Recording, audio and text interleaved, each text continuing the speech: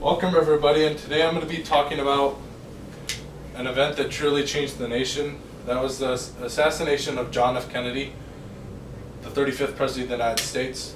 Now it can be kind of a difficult concept to understand, so the first thing I'm going to explain to you guys is kind of the area it took place at. It occurred in 1962 in Dallas, Texas. They were riding in a 1961 Lincoln Continental stretch limo convertible. There were 6 people in the vehicle. The driver and the passenger were both Secret Service agents.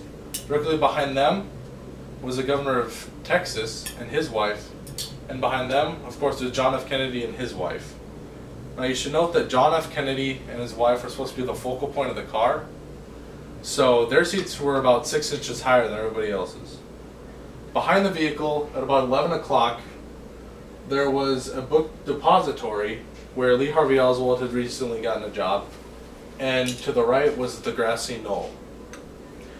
According to JFK Library Online, the shots rang out around 12:30.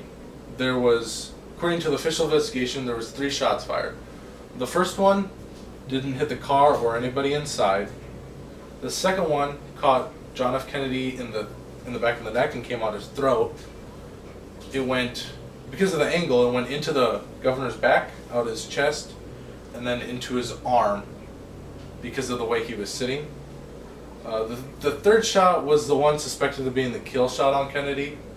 It went in behind his ear and out the middle of his forehead. He was pronounced dead about half an hour later at the hospital. The governor was in critical condition, but he ended up making a full recovery. Now, about 45 minutes after this accident, a cop, a Dallas police officer, was actually shot and killed by Lee Harvey Oswald, and that's why Lee Harvey Oswald was initially taken in. It wasn't long, though, before he was the main suspect in the assassination of John F. Kennedy. We'll never really know for sure if he was a lone gunman or if anybody was involved, because 2 days later, when they were trying to transport Lee Harvey Oswald to the county jail, a nightclub owner by the name of Jack Ruby shot and killed him at point blank range with a pistol. He died 2 hours later in a hospital. There's a lot of controversy around how many gunmen there actually were, and some conspiracy theorists actually have some good ideas.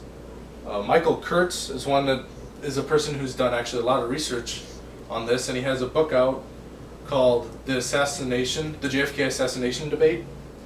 In there he has a bunch of conspiracies, but the main one, of course, is that there was a gunner actually on the grassy knoll who shot at Kennedy as well.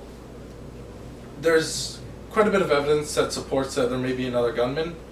This includes that in 1979, opposed to the official investigation, a committee was hired to investigate it, and they found, well, their official report said that there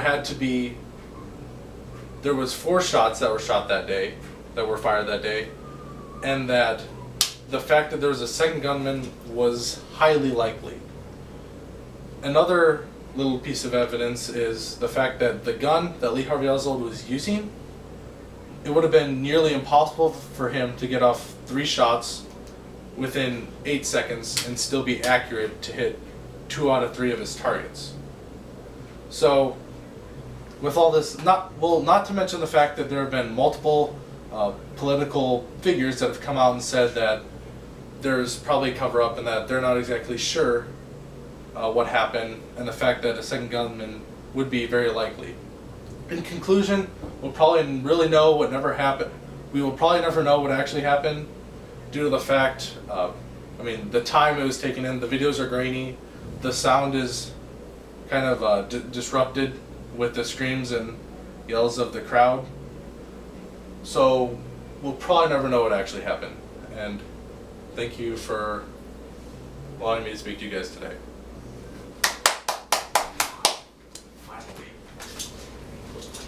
How long was that? 5 minutes. Was it really? Yeah. Seems like